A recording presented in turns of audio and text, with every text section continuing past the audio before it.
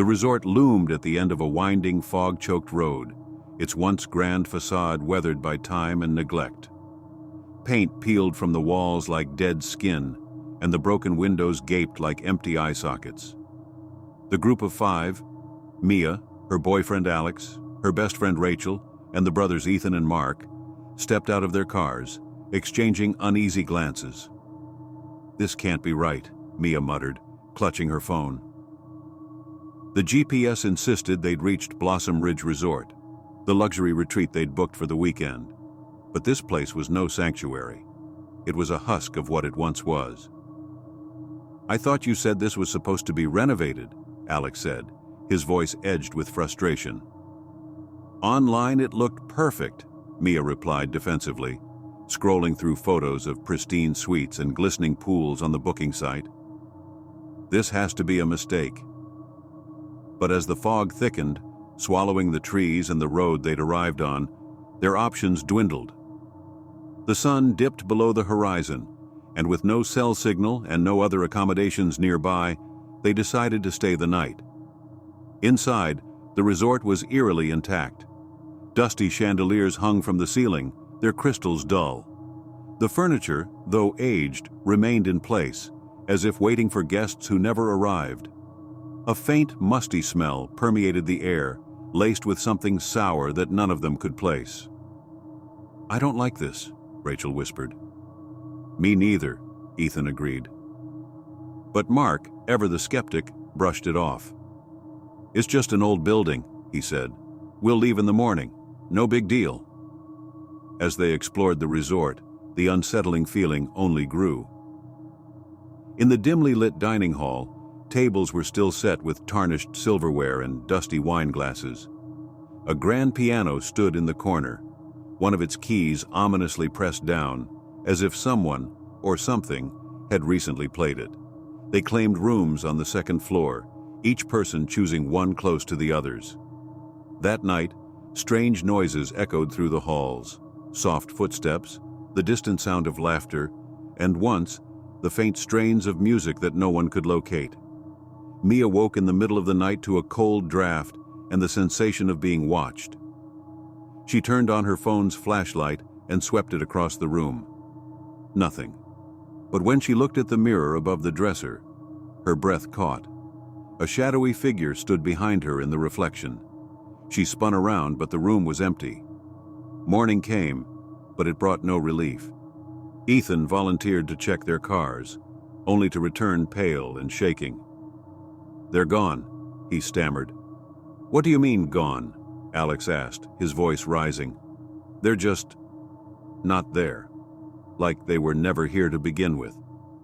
The group rushed outside, but Ethan was right. The cars had vanished, along with the road that had brought them to the resort. Instead, there was only an endless expanse of misty woods stretching in every direction. "Okay, this is some kind of sick joke," Mark said, pacing.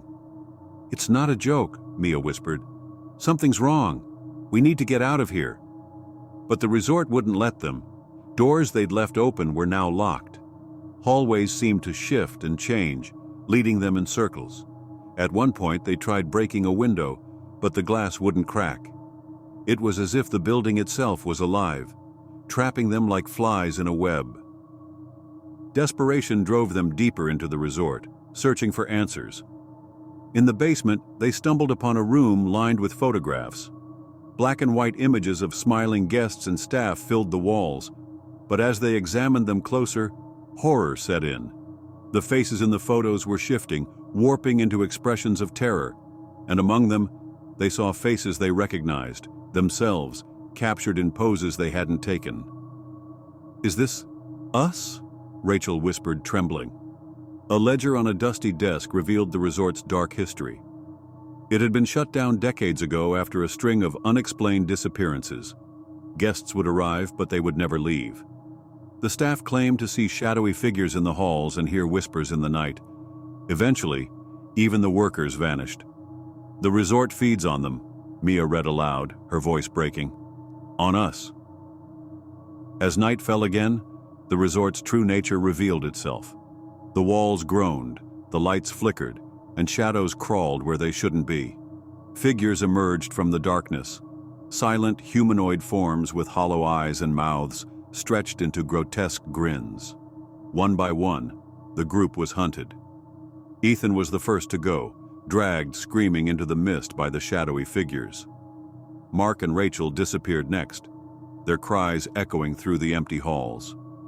By dawn, only Mia and Alex remained, barricaded in a room with no windows. The shadows clawed at the door, their laughter growing louder. "I'm sorry," Alex whispered, holding Mia close as the door splintered. The resort claimed them all. Weeks later, the fog lifted, and the resort stood quiet once more. A new group of visitors arrived, drawn by the allure of an online listing promising luxury and seclusion. Inside, the chandeliers sparkled faintly, and the grand piano played a single haunting note. The cycle had begun again.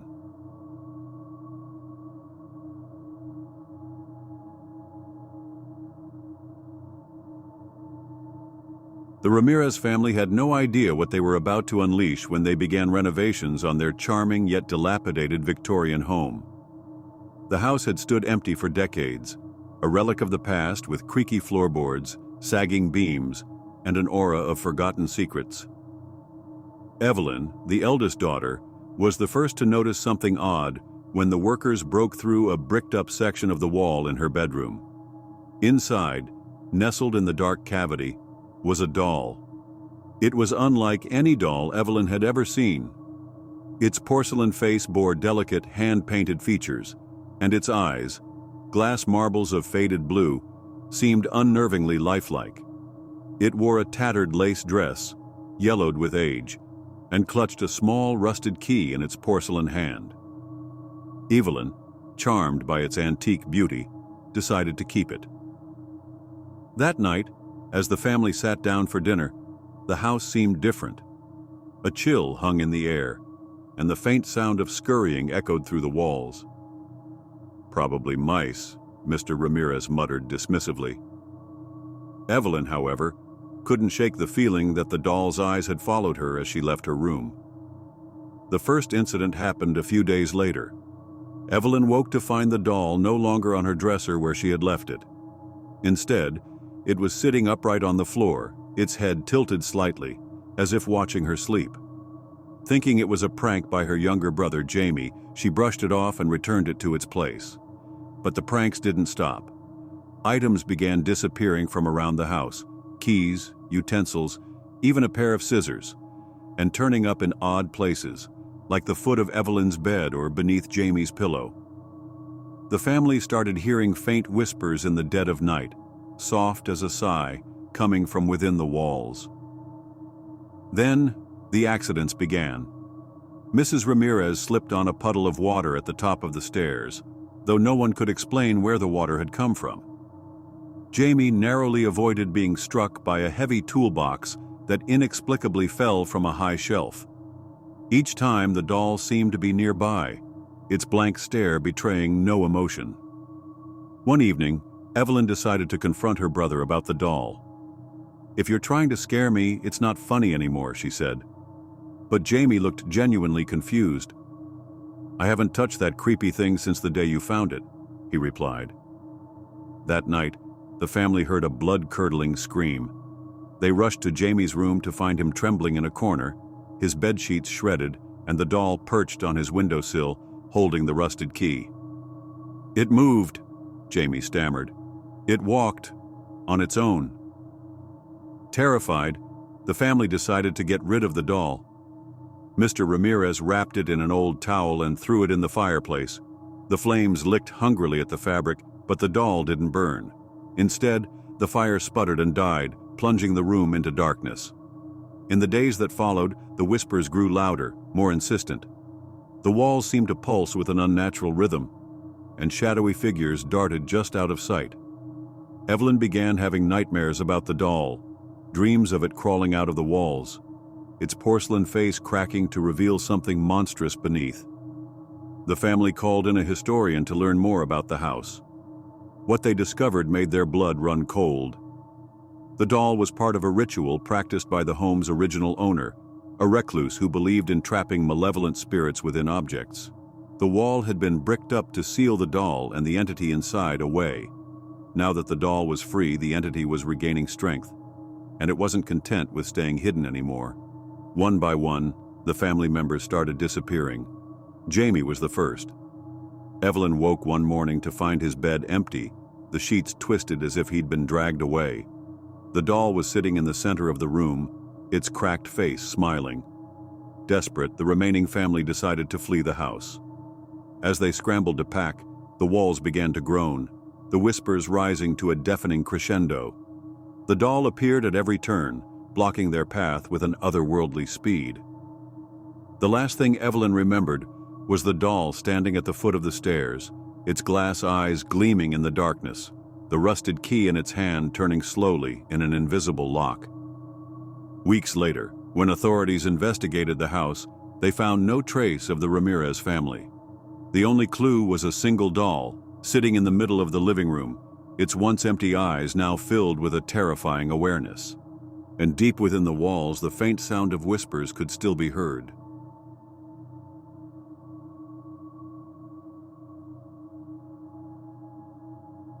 Jacob had worked for the city's subway system for nearly 10 years, but nothing had prepared him for what he was about to uncover.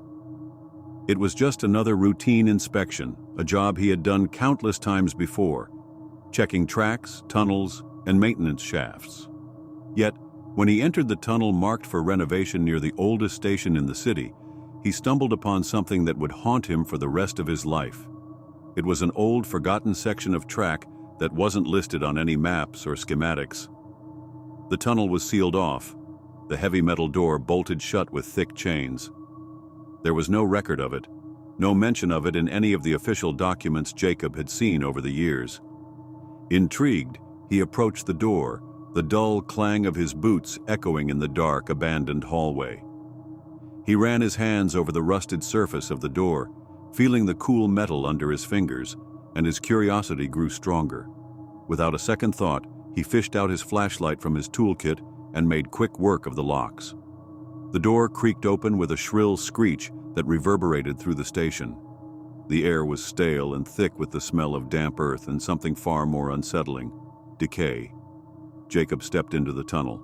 His flashlight flickered and cast long, distorted shadows on the cracked walls as he ventured deeper.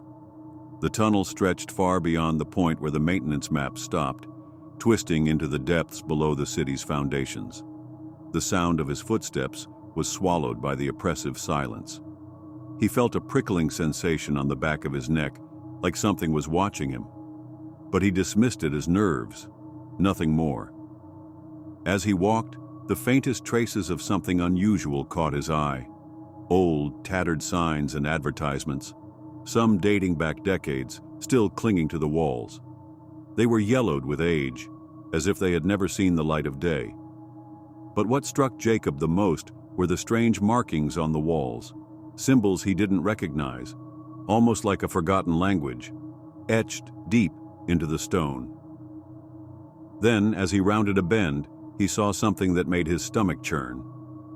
A small community had once lived here.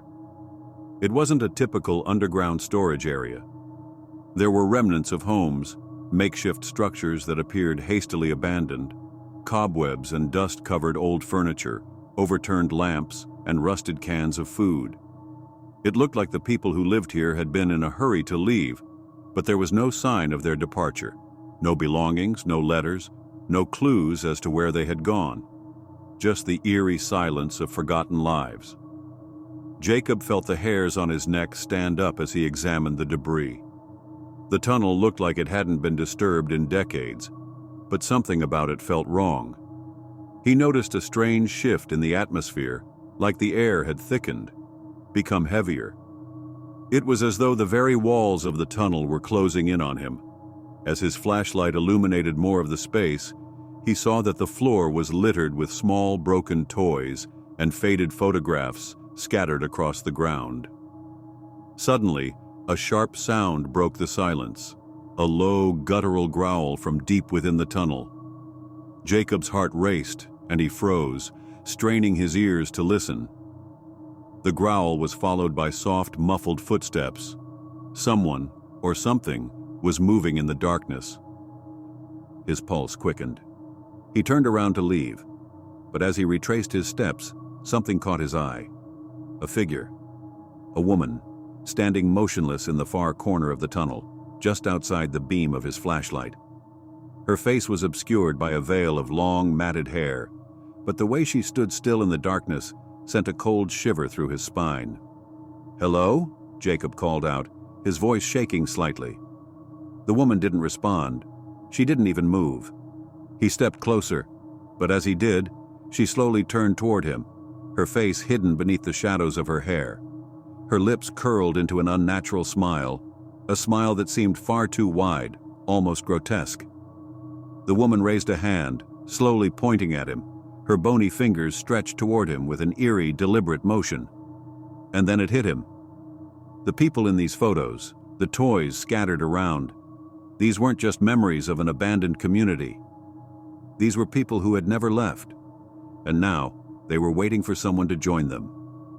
Panicked, Jacob spun around to run, but the growl from deeper within the tunnel had intensified.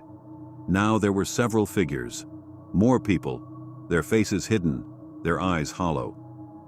They shuffled toward him, moving as if they had not walked in years, dragging their feet across the cold concrete floor. The walls seemed to close in as Jacob stumbled backward, trying to find an escape. But the tunnel stretched on, and the figures grew closer, their growls growing louder. He couldn't outrun them. No matter how fast he ran, they seemed to be just behind him, their presence suffocating. The last thing Jacob saw before he collapsed in terror was the woman, now standing just inches away from him, her face no longer obscured. Her eyes were wide open, empty, hollow sockets staring into his soul. Welcome home. He never made it back to the surface. When the subway authorities received the call about Jacob's disappearance, they initially assumed he had just wandered off. After all, workers sometimes lost track of time. But when they finally investigated the tunnel where Jacob was last known to be, they found nothing, no trace of him, except for a single photograph, lying face down on the cold concrete floor. When it was flipped over, it showed a small group of people. In the background, the forgotten tunnel stretched out, dark and endless. And in the very front, a figure stood, with empty, hollow eyes staring out from the photograph. A face Jacob would never forget.